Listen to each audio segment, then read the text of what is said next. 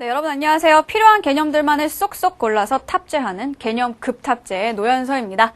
자, 이제 오늘요 우리 문학의 마지막 시간입니다. 짝짝 박수 한번 쳐야죠, 그렇죠? 자, 이번 시간만 하면 문학은 끝.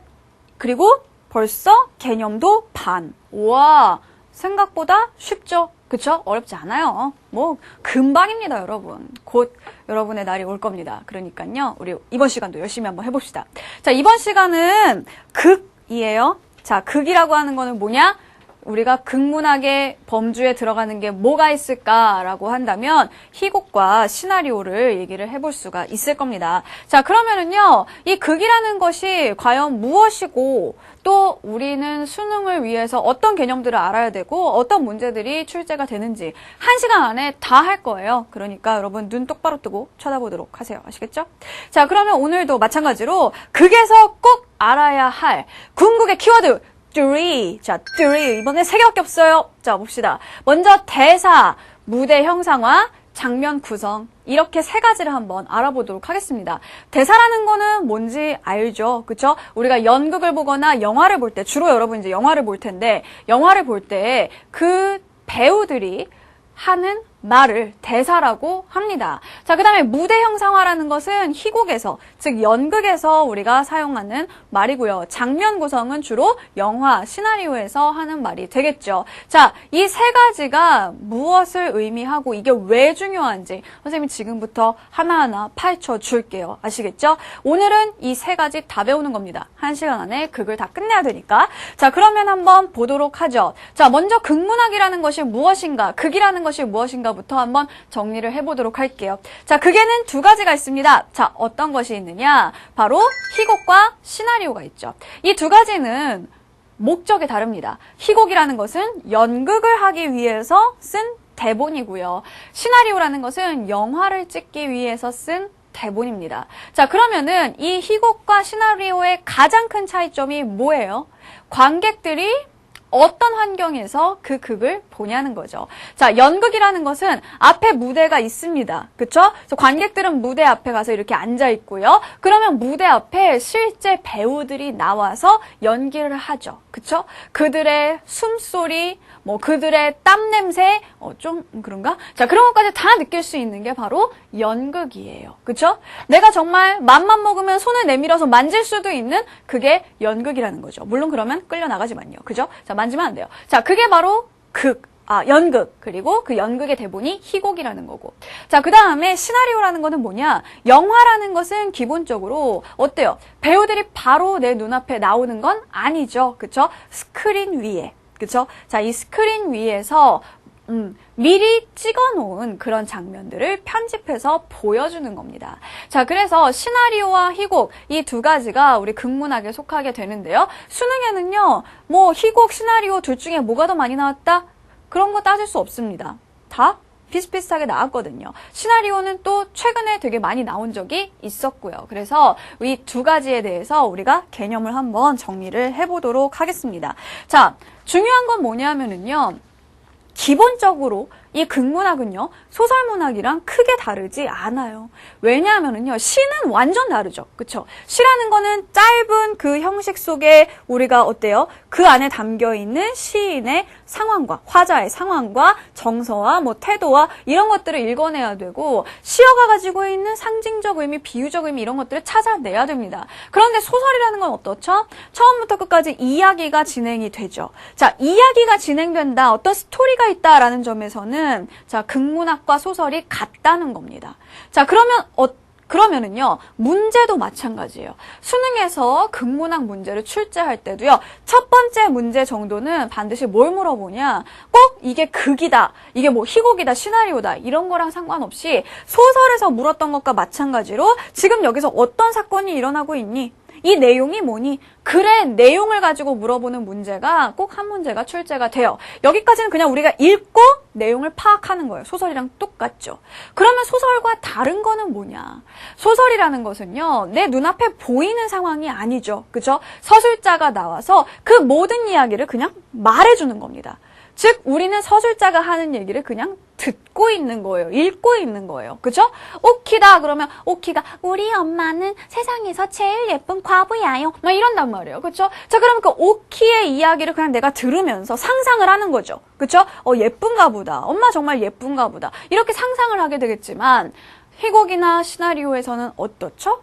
그 엄마가 정말 등장을 하십니다. 그쵸? 그러면 우와 이쁘다 이러고 볼 수가 있다는 거죠. 자, 그래서 희곡과 시나리오, 즉 극문학은요.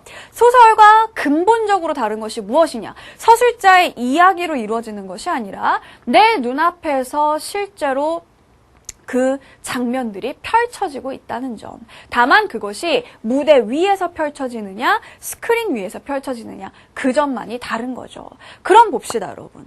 수능에는 어떤 부분들이 나오게 될까요?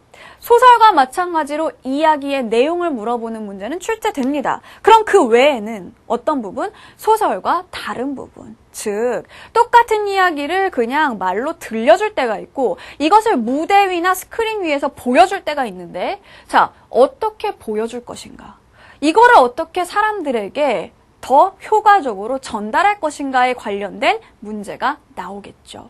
그래서 희곡 같은 경우에는 이걸 무대 위에서 어떻게 표현할 거야? 라는 무대 형상화 방식을 물어보게 되는 거고요. 그 다음에 시나리오 같은 경우에는 이거를 스크린에서 어떤 장면으로 보여줄 거야? 장면은 어떻게 구성할 거야? 라는 장면 구성 방식이라는 것이 문제에 나오게 됩니다. 그래서 아까 선생님이 얘기했던 그 궁극의 키워드 3에서 뭐가 있었던 거예요? 무대 형상화와 장면 구성이라는 말이 있었던 거죠. 아니 그러면 우리가 무슨 연극영화과 나온 것도 아니고 우리가 어떻게 그거를 다 알아? 그 장면 구성 방식, 무대 형상화 방식 다 알아야 되나? 뭐야 지금부터 대학로 가서 알바해야 되나? 이러면 안 돼요 여러분. 자, 중요한 건 뭐다? 여러분에게 필요한 장면 구성 방식, 무대 형상화 방식은 또 뭘로 준다? 그렇죠. 언어에서 문제를 푸는데 필요한 모든 배경 지식은 다 보기가 주어지게 되어 있습니다. 그래서 보기에서 뭐 화면 구성의 원리라든가 아니면은 영화에서 편집의 원리라든가 무대 인물 배치 방식이라든가 이런 것들이 보기에 주어지게 되어 있어요. 그러니까 그때그때 그걸 보고 이해하고 이거를 지문에 적용하는 능력, 이게 바로 우리 극문학에서 필요한 점입니다. 여러분이 잊지 말아야 할 건 뭐냐면 이거는 읽기 위해서 쓴 글이 아니라는 거. 이거는 무대 위에서 공연을 하거나 영화에서 스크린으로 보여주기 위해서 쓴 글이라는 점, 그 점만 여러분이 기억을 하고 있으면 되겠습니다. 아시겠죠? 자, 그러면은 극문학 기본 개념부터 한번 들어가 보도록 하겠습니다. 희곡, 시나리오 상관없이 공통적으로 나오는 극문학 공통 개념이에요. 한번 보시죠. 자, 뭐냐면은요. 희곡이든 시나리오이든 이 세 가지로 이루어져 있습니다. 해설, 지문, 대사죠. 자, 이 해설, 지문, 대사가 각각 무엇을 의미하느냐 하나씩 알려드리도록 할게요. 이 해설이라는 거는 맨 처음, 자, 이 희곡이 시작되기 전, 시나리오가 시작되기 전 맨 위에 자, 장소, 어디, 시대, 언제, 무대 한쪽에는 무엇이 있고 반대쪽에는 무엇이 있으며 뭐 어쩌고 한다. 자, 맨 앞에서 자, 시간, 공간적 배경, 또 등장인물, 무대 장치 이런 것들을 자세히 설명해 놓고 있는 글이 바로 해설입니다. 그래서 이 해설은요, 주로 시나리오나 희곡의 윗부분에 나오는 그런 글이 되겠죠. 자, 그 다음에 지문이라는 거는 뭐냐? 지문? 선생님 지금 우리가 읽고 있는 게 지문이잖아요. 그 지문 말고요. 자, 희곡에서 시나리오에서 지문은요, 다른 말로 지시문이라고도 하죠. 즉 무슨 얘기냐?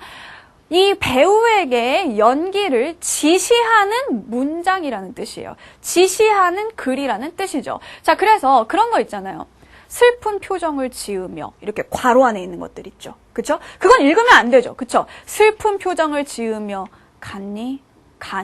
자, 이거를 배우가 말하면 안 되잖아요. 지문까지 같이 읽고 슬픈 표정을 지으며 가니? 이러면 안 되잖아요. 슬픈 표정을 지으면은 표정으로 보여줘야 되는 거예요. 그런 다음에 간이라는 대사를 하는 거죠. 자, 그래서 자, 이 지문이라는 거는 자, 인물의 동작, 표정, 말투, 조명, 심리 등을 그때 지시하는 글입니다. 그래서 다른 말로 지시문이라고도 한다. 이따 선생님이 보여줄 거예요. 자, 그다음에 대사라는 건 뭐냐? 인물이 하는 말이죠. 그쵸?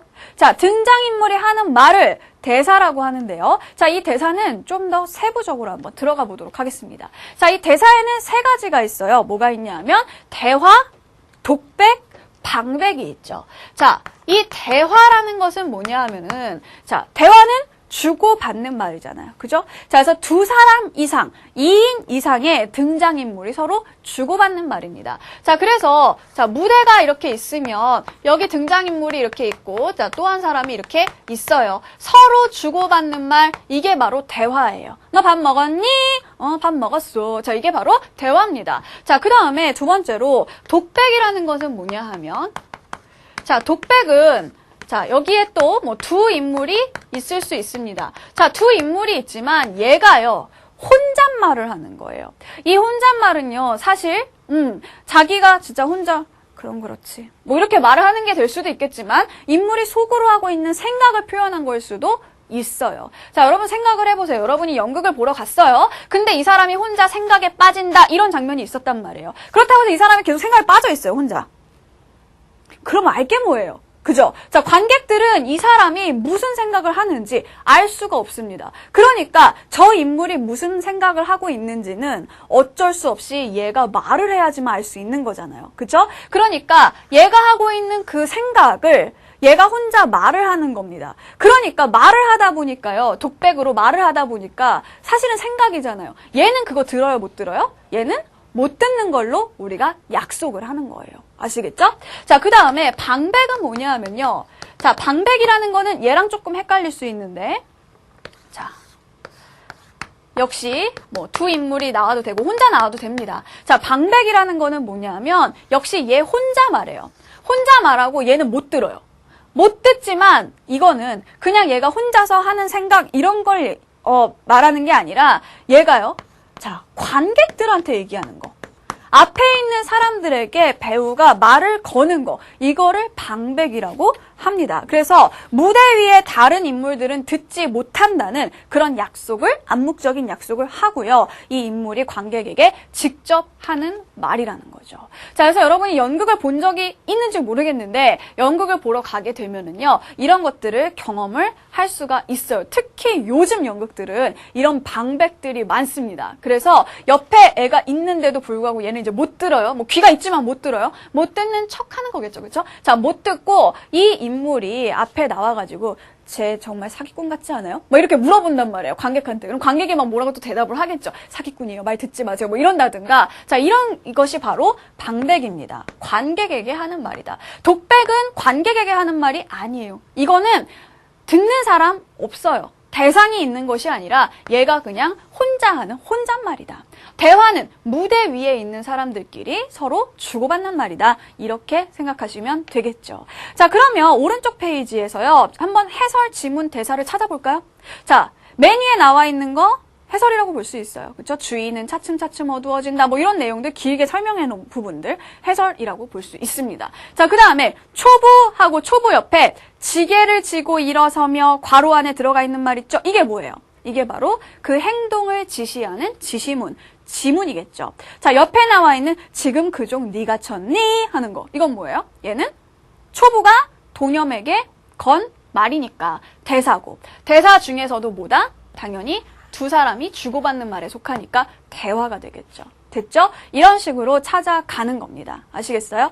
자, 그러면은 자, 이 대화, 독백, 방백에 대해서 최근에 문제가 나왔던 적이 있습니다. 자, 우리 따끈따끈한 기출 문제를 통해서 한번 이 대화, 독백, 방백을 다시 한번 살펴보도록 할게요. 자, 그러면 2010년 9월 모의평가 먼저 문제부터 한번 보도록 하시죠.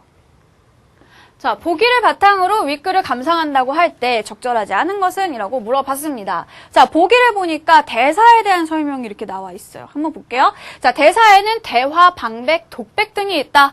우리가 방금 배웠던 내용이죠. 그쵸? 자, 대화는 등장인물 간에 주고받는 대사이다. 그쵸? 자, 그러면 중요한 건 뭐냐? 우리한테 보기를 줬을 때는 분명 보기를 준 이유가 있을 거라는 겁니다. 무슨 얘기냐 하면, 자, 우리는 이 보기의 내용을 틀로 삼아서 이걸 가지고 지문을 봐야 된다는 거죠. 선생님 늘 얘기하지만 보기는 지문을 바라보는 눈입니다. 자, 그래서 보기를 통해서 우리가 자, 지문을 분석을 하는 거예요. 그런 다음에 1번부터 5번까지 자 선택지들을 어떻게 해요? 1대1로 대응을 시켜주면 되겠죠? 자 그럼 한번 보세요. 자 대화는 등장인물 간에 주고받는 대사다. 여기까지는 우리도 알아요.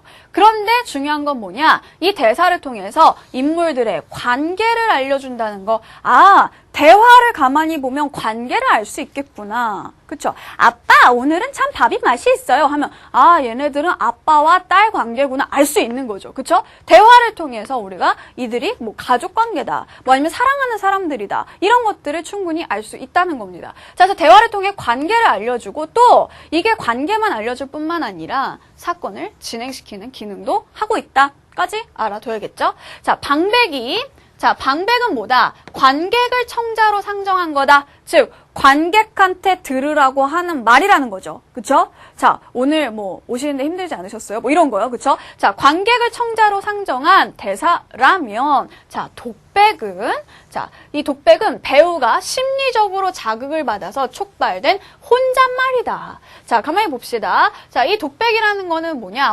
혼잣말이라는 거죠. 그냥 하는 혼잣말이 아니라 뭔가 심리적인 자극이 있었던 거예요. 뭔가 계기가 있었다는 거죠. 자, 그래서 독백은 사건 진행을 일시적으로 중단하고 아까 대화 같은 경우에는 사건을 진행시키는 기능을 한다고 했는데 얘 같은 경우에는 사건 진행을 일시적으로 중단한다라고 돼 있어요. 생각을 해보세요. 여기서 사건이 무대 위에서 막 일어나고 있어요. 나랑 이 친구랑 막 싸우고 있다고 합시다. 그쵸? 이게 무슨 거의 뭐 무협지인데 막 이만한 검을 가지고 와가지고 막 이렇게 치고 막 이렇게 싸우고 챙그랑 막 난리가 났어요. 그런 순간 갑자기 주인공의 머릿속에 어떤 생각이 나는 겁니다. 아니 지금 내가 싸우고 있는 얘 어디서 많이 본 것 같은데 아니 지금 얘 얘 혹시 얘 얼굴 보니까 어릴 때 헤어졌던 내 동생이 아닐까? 그러면서 막 옛날 그 생각이 나는 거죠. 옛날 동생과 그래 우리가 그때 참 즐거웠었지. 둘이 함께 무밭에 가서 무를 서리하다가 주인 아저씨한테 걸려가지고 또 막 이렇게 도망가고 참 그런 일들 재밌는 일들 많았었는데 자, 그 주인공의 회상 장면은 당연히 뭘로 처리가 될까요? 독백으로 처리가 되겠죠. 그런데 이 챙그랑 싸우고 있는 그런 장면에서 갑자기 얘가 하면서 독백을 하는 겁니다. 그럼 독백하고 있을 때 사건 계속 진행되면 돼요, 안 돼요? 안 되죠. 만약에 얘가 많이 본 것 같아. 내 어릴 때 헤어졌던 동생인 것 같아. 이렇게 생각하고 있는 동안 사건이 계속 진행이 된다? 그럼 상대방이 그냥 칼로 부엌 해가지고 이렇게 될 수 있어요. 그죠? 그런데 여기에서는 지금 그런 일이 진행돼서는 안 된다는 겁니다. 이 사람이 독백을 하는 동안에는 어때요? 사건은 잠깐 멈추게 된다는 거죠. 자, 그래서 사건 진행을 일시적으로 중단하는 기능이 독백에 있어요. 이 사람이 독백하는 동안에는 뭔가 더 진행이 안 되는 거예요. 자, 그리고 배우가 내면 심리를 직접 드러낼 수 있다. 그쵸? 이 사람이 머릿속으로 무슨 생각을 하고 있는지를 직접적으로 표현을 해주는 게 바로 독백입니다. 그래서 연극의 서사에 시적 분위기를 첨가한다. 아니, 그냥 다 갖다 붙여? 갖다 붙이면 다 문학인 줄 알아? 여러분 이런 사람들 있을 거예요. 그쵸? 자, 선생님 저는요 진짜 문학이 어려워요. 이 어려운 이유가 뭐냐 하면 이런 거에 도저히 공감을 할 수가 없어요. 아니 독백이 시적 분위기를 첨가한다고 하는데 저는 아무리 읽어봐도 여기서 시적 분위기가 안 느껴지는데요. 이런 친구들 있죠. 분명. 지금 있었죠. 에헤이 있었잖아. 거짓말하지 마요. 자, 그렇죠? 자, 여러분 보세요. 이거는요. 여러분이 느끼건 못 느끼건 상관없어요. 그쵸? 느끼건 못 느끼건 상관없어요. 알겠어요? 여러분이 시적 분위기를 느꼈다 못 느꼈다 전혀 관계없이 보기에서 그렇다면 그런 거예요. 아시겠죠? 어디시 이런 거 하지 마요. 알겠죠? 시가 어디 이런 거 생각하지 말라는 거죠. 느끼건 못 느끼건 자 그냥 보기에서 그렇다면 그런 거니까 자 그냥 시적 분위기가 있다고 하면 되는구나. 그러고 가는 겁니다. 아시겠죠? 자 그러면은 지금 이런 내용들 특히 이 독백이 지금 보기에서 주가 되는 그런 내용들이었는데 대화, 방백, 독백 이거를 중심으로 해서 우리가 이 문제를 한번 풀어보는 겁니다. 자, 그러면은 1번 선택지부터 한번 보도록 할게요. 자, 1번. 두 사람의 대화는 초부와 도념이 그동안 친밀한 관계를 형성하고 있었음을 보여주는군. 아까 대화의 기능 중에 뭐가 있었죠? 대화를 통해서 인물의 관계를 알 수 있다라고 했죠. 그럼 이 사람들이 친밀한가, 안 친밀한가? 어떻게 알 수가 있겠어요? 자, 읽어보면 되죠. 그죠? 일단 1번은 그 점에서는 맞아요. 자, 대화를 통해서 이들의 관계를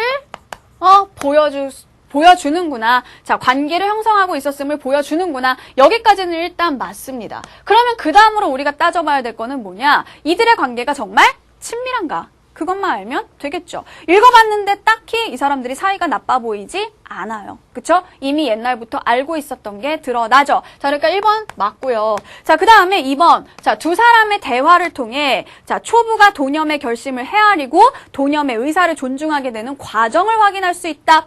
자, 아까 보기에 뭐가 있었냐면 대화를 통해서 사건이 전개된다라고 했죠. 즉, 그 사건이 전개되는 과정을 확인할 수 있다는 게 2번 선택지의 핵심 줄기입니다. 그러면 어떤 과정이냐? 도념의 결심을 헤아리고 도념의 의사를 존중하게 되느냐? 그죠? 처음에는 아니 너 지금 어디 가니? 왜 바람은 걸머지고 나오니? 너 어디 갈 곳이나 있니? 지금 눈이 이렇게 오는데 어딜 간다고 이러니? 처음에는 이렇게 물어봐요. 도념이 떠나는 것을 말리려고 한다는 거죠. 하지만 도념이 하는 얘기를 들으니까 아, 네가 그렇구나. 그런 생각을 하고 있구나 하면서 떠나는 것을 인정을 해준다는 겁니다. 자, 그러니까 2번도 역시 맞지요? 자, 그 다음에 3번. 자, 도념이 초부와 헤어진 후 어머니에 대한 감정을 드러내야 한다는 심리적 자극을 받았기 때문에. 자, 아까 우리가 보기에서 읽었을 때, 자, 심리적 자극으로 인해서, 자, 독백이 나타난다라고 했잖아요. 그쵸? 자, 그래서 여기까지는 맞는데, 이제 내용을 확인을 해봐야겠죠. 자, 이 도념이 독백을 왜 하게 되느냐? 자, 도념의 독백 부분을 한번 찾아봅시다. 어딨죠? 선생님이 친절하게 밑줄까지 그어놨습니다. 자, 이 밑줄 친 부분이 바로 도념의 독백입니다. 자, 이게 독백이라는 거 어떻게 알 수 있냐? 혼자 하는 말이거든요. 아무도 없어요. 지금 주위에. 누군가한테 하는 말 아니고 관객한테 하는 말도 아니고 그저 혼자 하고 있는 말이죠. 그쵸? 자, 그래서 독백은 이 무대 위에 혼자 있든 둘이 있든 어쨌든 혼잣말이 독백입니다. 자, 그러면 이 독백의 내용을 보니까 뭐라고 돼 있어요? 스님, 이 잣은 다람쥐가 겨울에 먹으려고 등골 구멍에다 모아둔 것을 제가 아침이면 몰래 이러면 안 되는데 우리 다람쥐 어떻게 하라고, 그죠? 자, 다람쥐 어떡하라고? 어쨌든 다람쥐가 겨울에 먹으려고 모아놓은 거를 아침마다 꺼내놨었대요. 어머니 오시면 드리려고요. 동지 섣달 긴긴 밤 잠이 안 오시어 심심하실 때 깨무십시오. 스님 안녕히 계십시오. 자, 이 부분이 지금 스님에 대한 감정 때문이에요? 어머니에 대한 감정 때문이에요? 무엇 때문일까요? 자, 일단 내용 보면 스님한테 하는 말이라는 거죠. 그죠? 즉, 이 부분, 심리적 자극을 받은 부분이 해석이 잘못되어 있습니다. 잘 모르겠으면 독백의 앞부분을 한번 또 보도록 하죠. 자, 어떤 심리적 자극, 계기가 있어서 독백을 하게 되는 건데 이 독백 앞에 계기를 보면 계기 역시 어머니에 대한 감정일까요? 어머니와 관련된 계기일까요? 아니에요. 앞에 보니까 자, 도념의 그 독백 위에를 한번 보도록 하세요. 자, 초부 나무를 지고 내려간다. 도념 두어 걸음 나갈 때 법당에서 주지의 독경 소리. 그쵸? 주지 스님이 독경, 즉 경전을 읽는 소리를 듣고 나니까 주지 스님에 대한 생각이 낮고, 즉 그것이 심리적 자극이 되어서 독백을 하게 된 겁니다. 즉 어머니에 대한 감정이 아니라 스님에 대한 감정이 드러난 거죠. 3번이 답이 되는 거예요. 됐죠?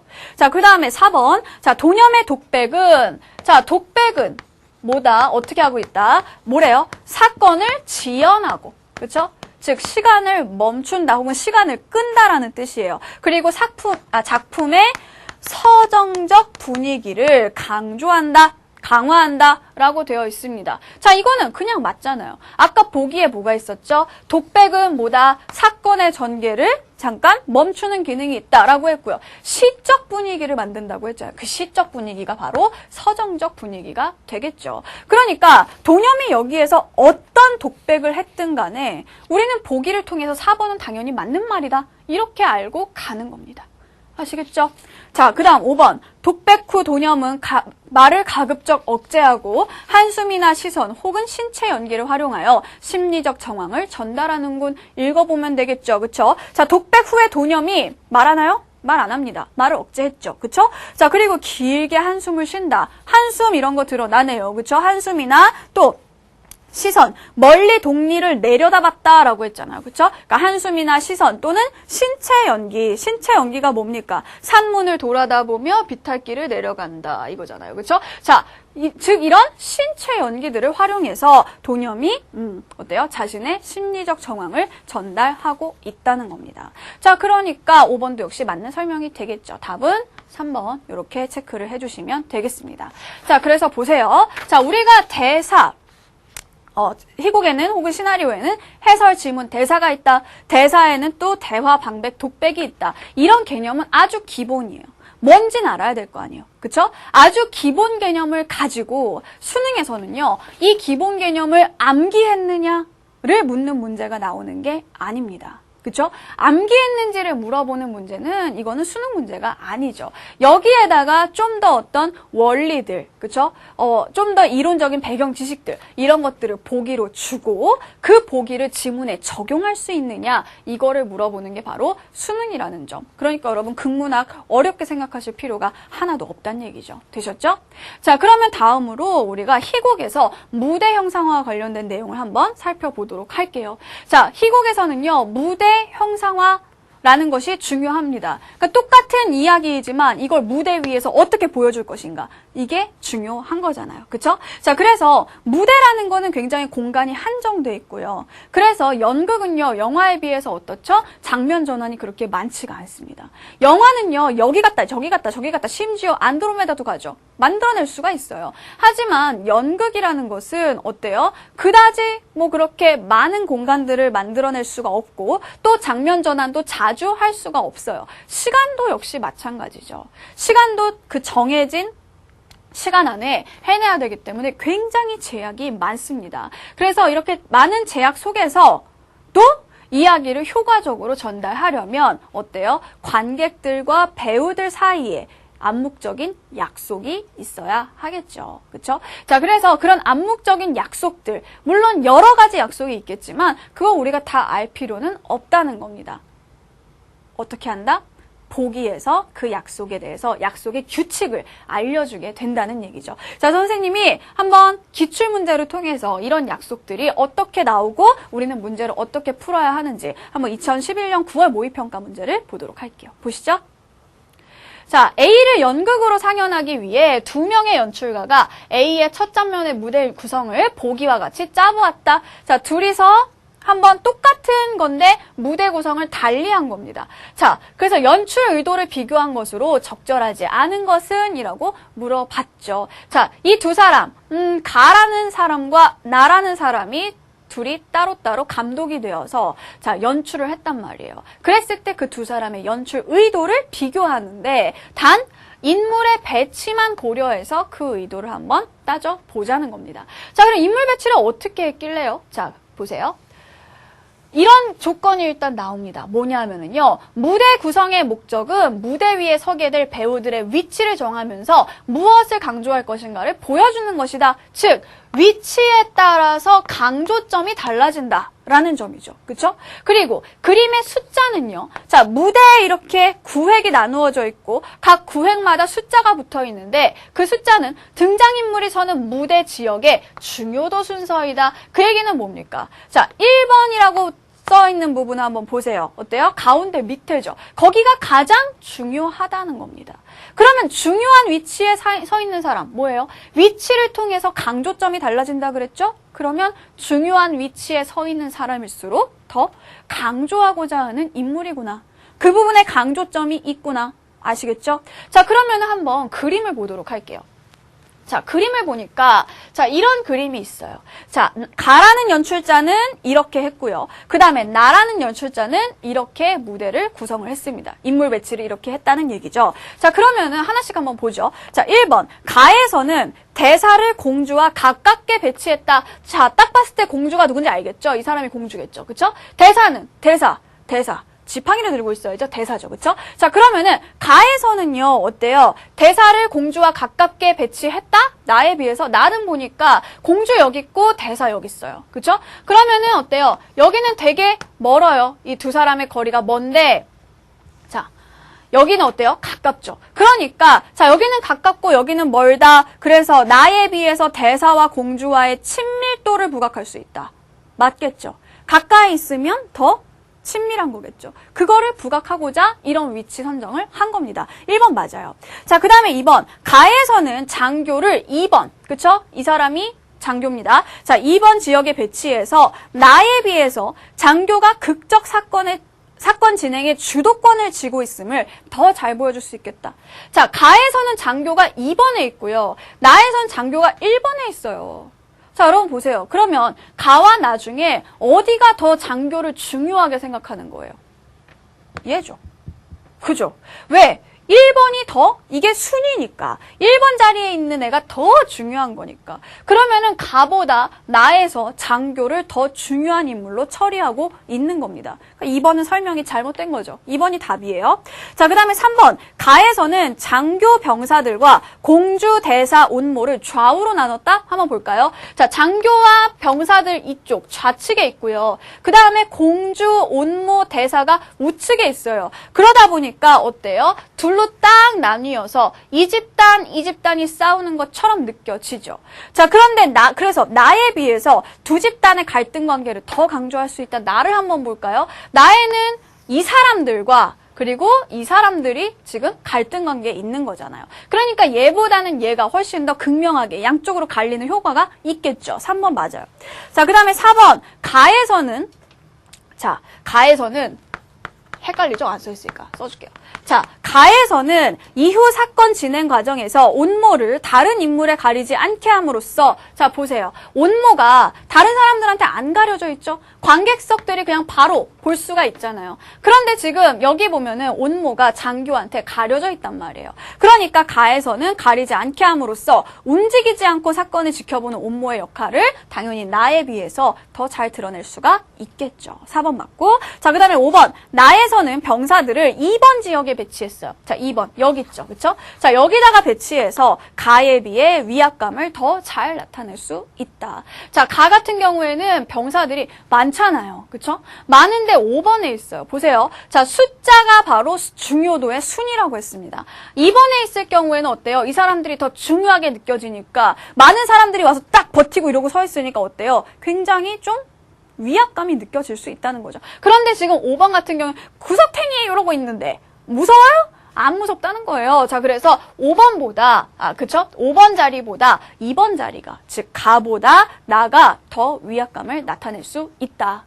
자, 그래서 이 답은 아까 봤던 2번이었습니다. 자, 어때요? 무대 형상화 방식이 물론 이것만 있는 건 아니에요. 여기에서 이렇게 자리 배치만 있는 것은 아니라 다른 또 무대 형상화 방식이 있을 수 있지만 그런 모든 것들 다 보기에 제시해준다는 겁니다. 우리는 그 조건에 따라서 한번 따져주면 되는 거예요. 어때요, 이거?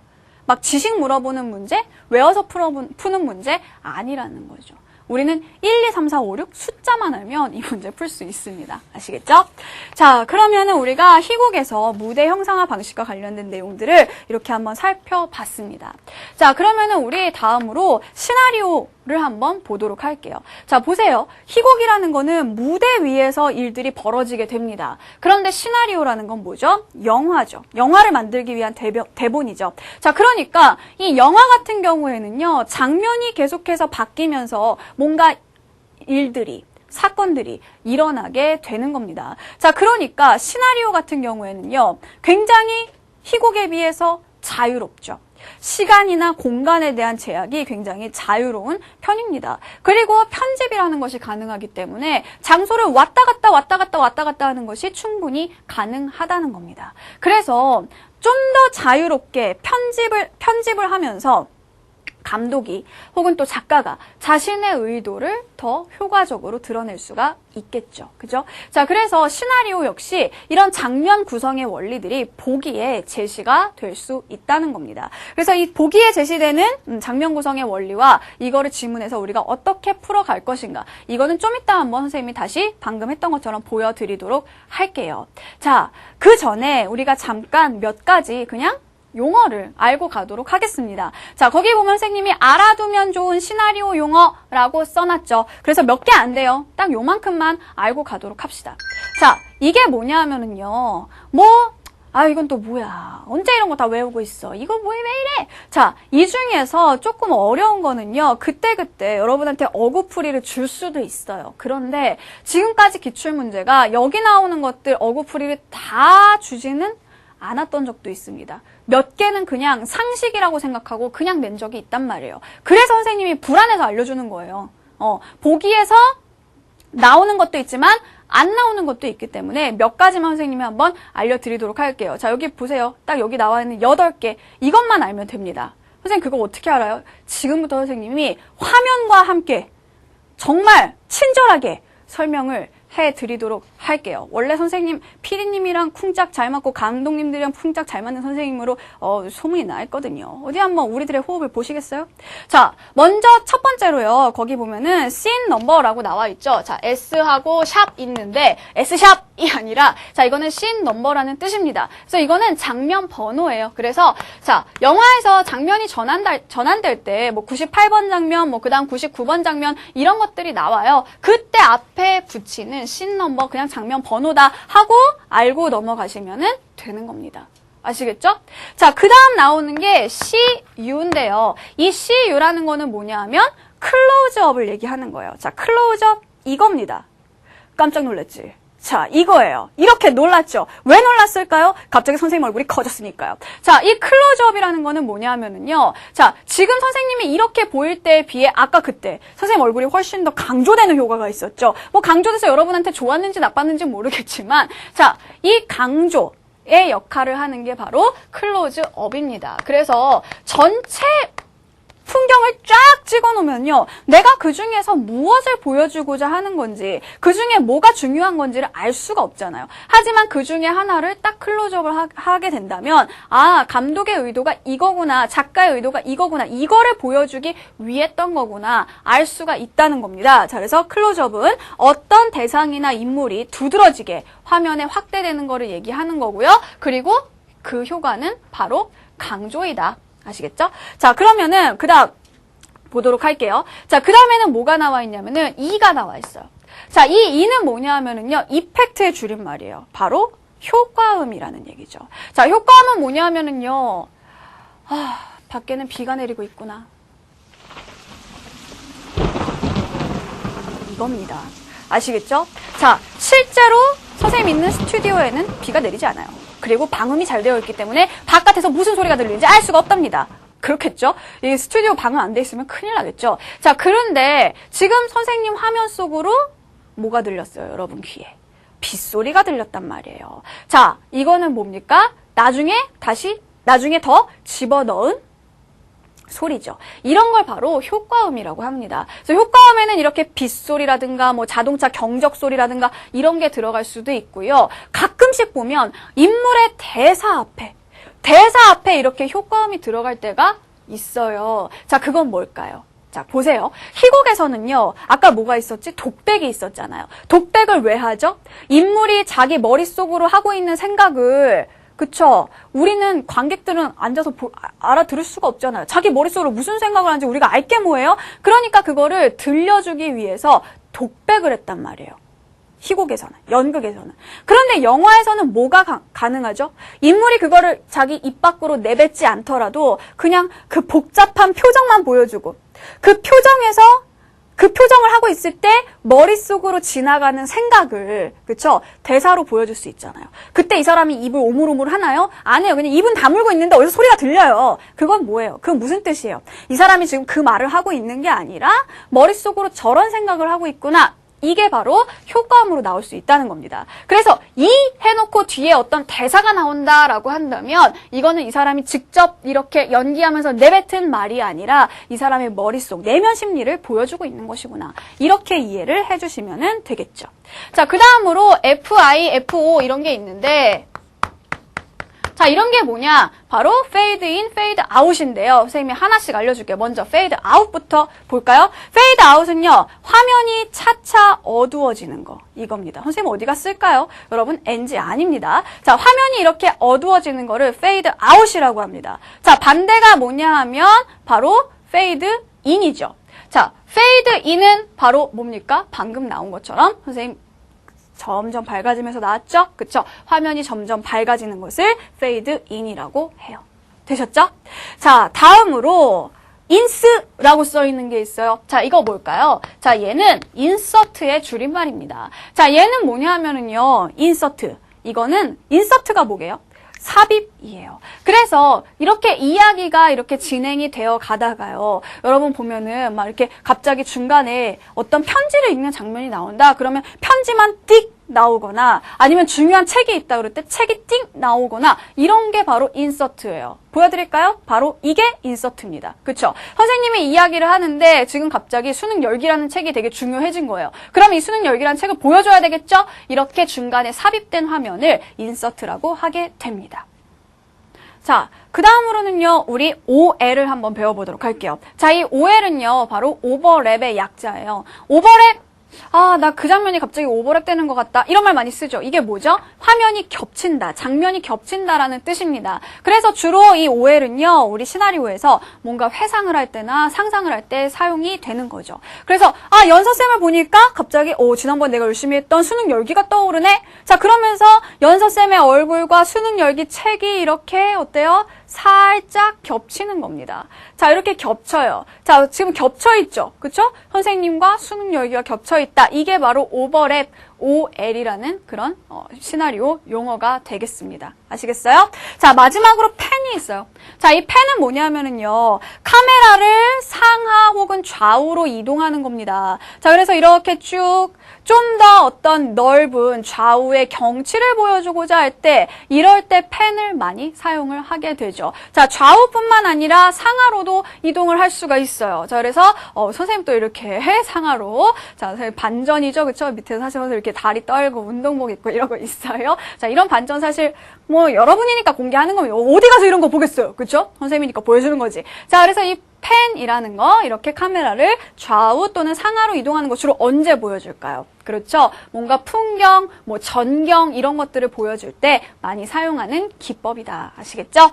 자, 그러면은요, 우리 다음으로 이제 시나리오에 관련해서 문제를 한번 풀어보도록 할게요. 보세요. 몇 가지 기본적인 시나리오 용어만 알아두고요. 나머지는 배경 지식 필요 없습니다. 왜냐하면 배경 지식은 여러분 그 보기에 다 줄 거거든요. 자, 어떤 문제가 어떤 식으로 나오게 되느냐, 우리 한번 2011년 9월 모의평가 문제를 한번 보도록 할게요.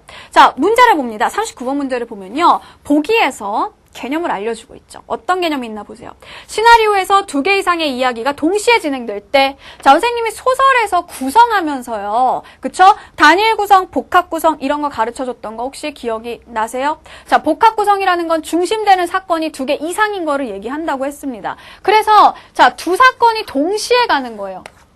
자, 그런데 그 중에서 좀 더 비중 있는 게 있는데, 비중이 있는 걸 주플롯, 그 다음에 조금 비중이 떨어지는 부수적인 이야기를 부플롯이라고 한답니다. 자, 그러면 얘네가 동시에 진행되고 있다는 걸 알려주려면 어떻게 하겠어요? 얘 처음부터 끝까지 다 보여주고, 그 다음에 얘 처음부터 끝까지 다 보여주고, 이러면 동시에 진행된 건지 알 수가 없잖아요. 그죠? 자, 그러니까 동시에 진행된다는 거 알려주기 위해서는 얘 보여줬다가, 얘 보여줬다가, 얘 보여줬다가, 얘 보여줬다가, 이렇게 왔다 갔다 하면서 보여줘야 된다는 겁니다. 그래서 이 장면을 M1, M2, M3 자, 이렇게 간다고 하고, 얘를 S1, S2, S3 자, 이런 식으로 간다고 했을 때 편집 순서는 어떻게 된다? 거기 나와 있는 것처럼 자, M1, S1, M2, S2 자, 이런 식으로 간다는 거죠. 그래서 얘 보여줬다가 얘 보여줬다가 얘 보여줬다가 얘 보여줬다가 하니까 얘 그쵸? 뭐가 돼요? 크로스, 교차가 되죠. 그래서 이런 거를 교차 편집이라고 한다는 겁니다. 자, 그래서 교차 편집에서는요, 자, 여기서 여기로 전환될 때, 갑자기 생뚱맞게 이 얘기하다가 이걸 보여줘. 뭐야? 어떻게 된 거야? 왜 이래? 갑자기. 이렇게 될 수가 있잖아요. 그러니까 생뚱맞아 보이지 않게 하기 위해서는 얘와 얘 사이에 뭐를 활용한다? 유사성. 즉, 비슷한 점이 있으면 그거를 활용해서 넘어가라는 얘기입니다. 또는 뭐? 대조점. 서로 완전히 반대되는 부분이 있으면 그걸 활용해서 넘어가면 좀 더 매끄럽게 장면이 연결될 수 있다는 거고요. 자, 그 다음에 MK와 SK가 한 장면 내에서 만날 때, 즉 이 이야기와 이 이야기가 한 장면에서 만나게 되면 어떻다? 이 두 플롯이 더욱더 긴밀하게 연관될 수 있다는 겁니다. 자, 그러면은 이런 내용을 가지고 한번 지문을 보도록 할게요. 일단 뭐가 필요하겠어요? 이 내용들을, 장면들을 주플롯과 부플롯으로 나눠보는 게 필요하겠죠. 자, 먼저 89번 장면을 봅니다. 89번 장면을 보니까 불의의 집 해가지고 거기에서 인물들이 막 주고받는 말들이 나와요. 그런데 밑에 90번 보면 고급 레스토랑 해서 비프 스테이크가 만들어지고 있고 우철이 다소곳한 영희에게 다정한 이야기를 뭐라고 하는지는 알 수가 없어요. 그쵸? 그냥 레스토랑에서 고기를 먹고 있는, 스테이크를 먹고 우아하게 있는, 자, 이런 장면이 서로 대화를 나누는 장면만 보여줄 뿐입니다. 그쵸? 그렇게 봤을 때 뭐가 더 중심이 되냐? 여기에 대사가 더 많죠? 여기가 더 길죠? 그러면은 이거를 주플롯이라고 보는 겁니다. 그러면 불의의 집 89번, 그 다음에 91번 불의의 집 마당, 그 다음에 93번 불의의 집 마당, 그 다음에 95번 불의의 집, 97번 불의의 집. 이거는 다 어때요? 이 M1, M2, M3 여기에 해당이 되는 거겠죠. 그 다음에 레스토랑 90번 고급 레스토랑, 자 그 다음에 92번 레스토랑, 자 그 다음에 94번, 자 94번은 몽타주라고 돼 있는데 이 몽타주를 밑에 보니까 서로 다른 화면을 결합하는 방식이라고 했습니다. 그래서 몽타주를 보니까 영희와 우철이 고기를 먹고 있고 한쪽에는 영희를 뺀 가족들이 고기를 씹고 있고, 그쵸? 이 경우에는 뭐예요? 주플롯과 부플롯이 만나는 경우가 되죠. 그쵸? 그러니까 이 94번은 만나는 지점. 자, 그러고 마지막으로 96번의 고급 맨션 앞, 여기에도 역시 우철이와 영희가 나옵니다. 자, 그러면은 보세요. 1번, 동그라미 1번. 자, 90, 92, 96, 그쵸? 자, 얘네들은 어디에 해당한다? 부플롯에 해당하는 장면이다. 맞죠? 자, 그 다음에 2번, 주플롯에 해당하는 장면들은 시간의 흐름에 따라 진행되고 있다. 그쵸? 얘네들은 다 시간의 흐름에 따라서 가고 있는 거고요. 자, 그 다음에 3번, 주플롯과 부플롯은 94번에서 만나요. 만나는 것까진 맞아요. 그죠? 자, 만나서 동일한 공간적 배경을 갖는다? 이건 아니죠. 그죠? 얘네들은 동시에 진행되는 사건이기 때문에 동일한 시간적 배경이 될 수는 있습니다. 하지만 공간적 배경이 동일하냐? 아닙니다. 그쵸? 영희는 레스토랑에서 고기를 먹고 있는 장면, 그리고 영희를 뺀 나머지 가족들은 집에서 고기를 씹고 있는 장면, 동일한 공간적 배경 아니겠죠. 3번이 답이 되는 거예요. 자, 그 다음에 4번. 고기는 주플롯과 부플롯을 자연스럽게, 아까 보세요. 자, 얘와 얘를 연결할 때 유사성이나 대조점을 활용하라고 했는데, 계속 고기 먹고 싶네요. 갑자기 또. 고기 이렇게 연결이 되고 있단 말이에요. 얘네도 고기 먹고 얘네도 고기 먹고 유사성이 될 수가 있겠죠. 자, 마지막으로 5번은요. 고급 아파트와 낡고 무너진 집. 그쵸? 여기가 고급 맨션 앞이었어요. 그와 반대로, 자, 96번 고급 맨션 앞에서 97번으로 가면 일거에 폭삭 무너지는 담. 그죠? 고급 맨션과 무너지는 집, 대조를 하고 있다. 자, 그래서 어때요? 거기 고급 아파트와 낡고 무너진 집의 대조를 통해 두 플롯을 연기한 대목이 있다. 맞죠? 정답은 3번이다. 이렇게 볼 수 있다는 얘기입니다. 되셨어요? 자, 그래서 선생님이 이렇게 그 극과 시나리오에서 보기를 활용해서 무대 형상화와 장면 구성 방식과 관련된 문제를 푸는 걸 보여드렸어요. 자, 마지막으로요. 자, 희곡이든 시나리오든 상관없이 모두 또 적용할 수 있는 개념을 마지막으로 알려드리도록 하겠습니다. 바로 뭐냐 하면 소재의 의미입니다.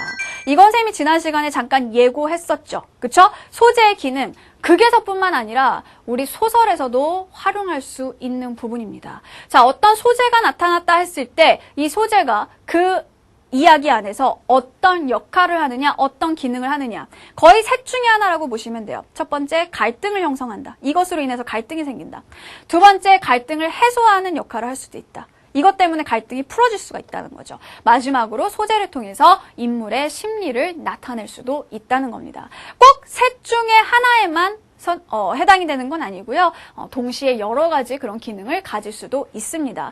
그래서요, 이 극에서는요, 소재가 되게 중요해요. 왜냐하면 특히 희곡은요, 뭔가 배경을 많이 보여줄 수가 없잖아요. 그쵸? 그러니까 소설에서 배경의 기능이 많이 나오는데 희곡에서는 배경을 그렇게 자유자재로 바꿀 수가 없기 때문에 물건 하나, 소품 하나를 통해서 이런 어떤 극적인 효과를 거두는 경우들이 있습니다. 그게 바로 2012년 수능에 나왔었죠. 한번 2012년 문제를 보도록 할게요. 자, 지문은요, 지금 오른쪽 페이지에 있습니다. 일단 문제를 한번 보시면은요. 자, 보기에 A에서 2중 A의 괭이, 그렇죠. 이 괭이가 바로 소재가 되겠죠. 이 소재에 대한 해석으로, 즉 소재의 의미와 기능에 대한 해석으로 적절하지 않은 것을 골라달라는 겁니다. 자, 그럼 한번 볼게요. 자, 괭이는 복조가 사용하던 것으로 사건 진행과 인물의 정서적 변화에 중요한 역할을 하는 소도구이다. 자, 보세요. 인물의 심리를 소재가 나타내줄 수 있다니까요. 그리고 사건 진행, 즉 갈등의 형성이나 갈등의 해소에도 기능을 할 수 있다는 겁니다. 자, 처음에 괭이는 관객이 볼 수 없는 부엌 뒤에 놓여 있었는데 노어부가 무대로 가지고 들어오면서 자, 관객들의 주목을 끌게 된다. 자, 지문에서 확인을 해볼 수가 있죠. 자, A라고 되어 있는 부분을 보시면은요. A라고 되어 있는 부분 노어부의 대사 중에서 두 번째 줄 보세요. 벼랑간 부엌 뒤로 퇴장 들어가더니 괭이를 들고 나온다. 그쵸? 자, 그러면은 일단 A는 맞아요. 맞는 설명이에요. 그죠? 자, 그 다음 보도록 할게요. 이후 괭이는 처가 노어부를 뒤따라 움직이는 계기를 제공하고 자, 방금 읽었던 본문 부분 뒤에 보니까 뭐라고 돼 있죠? 처가 미친 듯이 달려들어 부직갱이로 노어부의 머리를 후려 때린다. 자, 무서워. 부직갱이로. 자, 보세요. 처가 이 노어부가 괭이를 들고 나오니까 처가 노어부를 따라 나온 겁니다. 그 괭이가 뭔데 그게 어떤 괭인데 들고 나가 하면서 따라온다. 즉 뒤따라 움직이는 계기를 제공하게 되는 거죠. 자, 그래서 노어부 쓰러지고요. 처가 괭이를 잡아 뺏으며 이 괭이가 무슨 괭인 줄 알아? 라고 물어보죠. 자, 그러면서 어때요? 처가 노어부와 충돌하게 만드는 매개체굿이란다. 이게 뭡니까? 아까 선생님 뭐라 했어요? 소재가 갈등을 형성할 수 있다라고 했죠. 여기에서 충돌하게 만드는 매개체라는 게 바로 갈등 형성의 매개체라는 그런 뜻이 됩니다. 자, 그리고 처가 내면 심경을 직접 토로하지 못하도록 억제하는 기능을 순차적으로 수행한다, 순서대로. 그럼 여기에서 일단 노어부랑 충돌하고 그 다음에 처의 말을 보면 어때요? 그쵸. 복조. 자기 아들인데 지금 죽어서 돌아왔단 말이에요. 그 복조의 죽음에 대한 슬픔과 그 안타까움과 한과 이런 것들을 마구 드러내고 있잖아요. 괭이를 보면서 이거 우리 복조 괭이라고. 그쵸? 그러면서 복조에 대한 자기의 어떤 심정을 막 드러내는데 억제한다 그러면 잘못된 설명이 되겠죠. 그쵸? D가 잘못된 설명, 4번이 답이 되는 겁니다. 아시겠죠?